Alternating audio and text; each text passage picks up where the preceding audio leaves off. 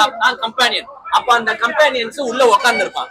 அந்த கம்பெனியன்ஸ் தனுஷ பிச்சைக்காரனா பாப்பானா ஹீரோவா பாப்பானா? ஹீரோ தானே.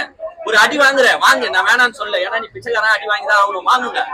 ஒரு ரைஸ் இருக்கணும்ல, ஒரு டிரான்சிஷன் இருக்கணும்ல. அந்த டிரான்சிஷனுக்காக நான் வெயிட் பண்றேன் லாஸ்ட் வரைக்கும் வரலங்க. லாஸ்ட் வரைக்கும் அடி வாங்கிட்டே இருக்காரு.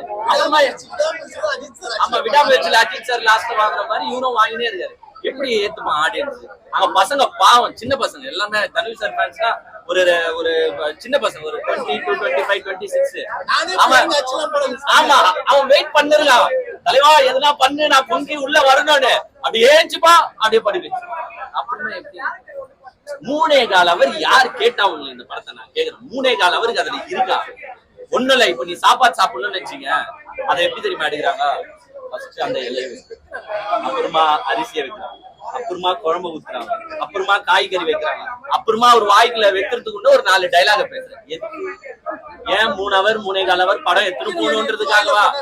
இந்த யூடியூப் சேனல்ஸ் எல்லாம் நார்மலா என்ன பண்ணுவாங்கன்னா, நிறைய டியூரேஷன் போனாதான் அதுக்கான இன்கம் வரும். இல்ல ஒரு 20 minutes 25 minutes பேசினாதான் 10 நிமிஷம் வீடியோக்கு இன்கம் வராது. அந்த மாதிரி எதனா இன்கம் தராங்களான்னு உங்களுக்கு 3 hour ஆக்குனாதான் உங்களுக்கு 190 ரூபாய் இல்லன்னா 120 ரூபாய் டிக்கெட்ல வரான். எப்படி இருந்தாலும் போடுற காசு ஒண்ணுதான். ஏன் இப்படி 3.25 hour எடுத்துன்னு போறீங்க? 2 hourல இந்த படமே நல்ல கதைங்க. கதையில நான் ஒன்னும் சொல்லல, நல்லா எடுத்திருந்தால் ஸ்கிரீன் பிளே மகா மட்டும் 2 hourல அழகா முடிச்சிருக்கலாம். ஒண்ணும் இல்ல, 4 பிச்சைக்காரன பணக்காரன் ஆக்குறாங்க. அதுல தனுஷ் சார் ஒரு பிச்சைக்காரன் ஒரு பணக்காரன் ஆகுறாரு. ஆனா அவருக்கு துரோகம் பண்றாங்கன்றது தெரிஞ்சிருது. உடனே ஒரு டிரான்சிஷன் அங்க காட்டிருக்கு. ஒரு 1 hourல ஒரு 1 hourல அந்த டிரான்சிஷனை காட்டி இருந்தனா படம் நல்லாவே இருந்திருக்கும். ஆனா அதெல்லாம் மிஸ் பண்ணிட்டீங்க. தனுஷ் சார் பிச்சைக்காரன் தான், ஆனா எனக்கு பிடிச்ச வரைக்கும் தனுஷ் சார் ஹீரோ. அந்த ஹீரோ எலிமெண்ட்ஸை நீங்க காட்டியிருந்தா இன்னுமே நல்லா இருந்திருக்கும்.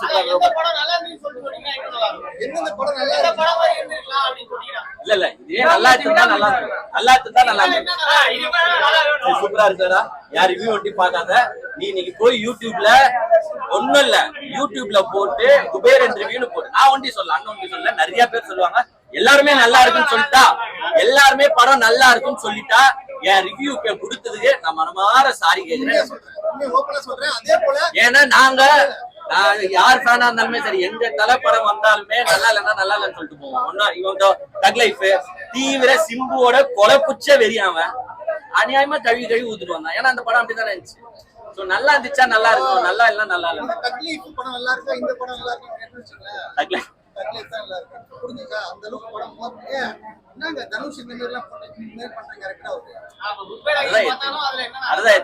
அதுலயாச்சு மாசி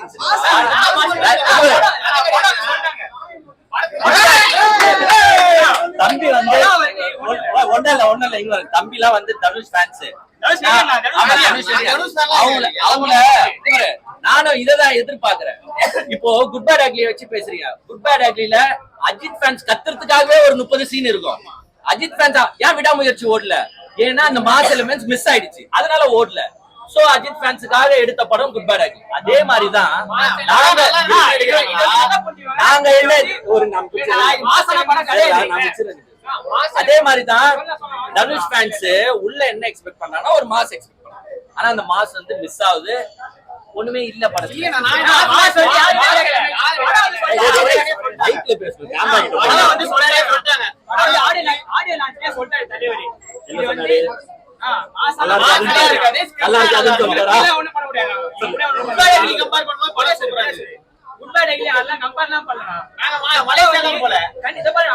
பத்து மணி நேரம் ஒரு நாளைக்கு 10 மணி நேரம் அந்த கார்பேஜ்ல எந்த நடிச்சிருக்காரு அவரு.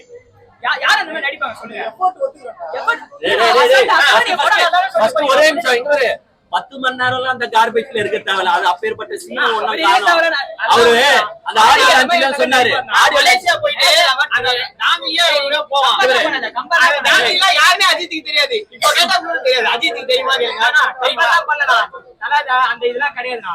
இந்த படம் வந்து அவ்வளவு டெடிகேஷனா நடிச்சிருக்காரு அவரு. ஓகேங்களா? எஃபர்ட் வந்து அவ்வளவு எஃபர்ட் போட்டு அவர் படம் பண்றாரு. ஒருத்த நல்லா இல்லைன்னு சொல்லிட்டாங்கன்னா அதே எல்லாம் அதே பாட்டு 10,000 பேர் நல்லா இருக்குன்னு சொன்னாங்க. 10,000 பேர் நல்லா இருக்குன்னு சொல்லுவாங்கன்னா இந்த மாதிரி மொக்கையா அதான் சொல்லிட்டாங்க வச்சுக்கோங்களேன். எல்லாம் அதே பிடிச்சிட்டு அதை ஒரு ட்ரெண்ட் ஆகிடுவாங்க. ரெண்டு ஸ்பீச்சா கொடுத்தாரு. அதையும் அசிங்கப்படுத்துறாங்க, எல்லாம் பண்றாங்க. அடுத்த படமா பாருங்க, அவன் சொல்லிட்டு எப்படி படகாரம் வரும், எவ்வளவு தத்துவமா காமிச்சிருக்காங்க. நீங்க குறை கண்டுபிடிக்க எந்த படம் போனாலும் குறை கண்டுபிடிவா நீங்க. ஓகேங்களா? எந்த படம் தான் குறை கண்டுபிடிக்க இல்லாத படமே கிடையாது. நீங்க வந்து நல்லதை மட்டும் பாருங்க.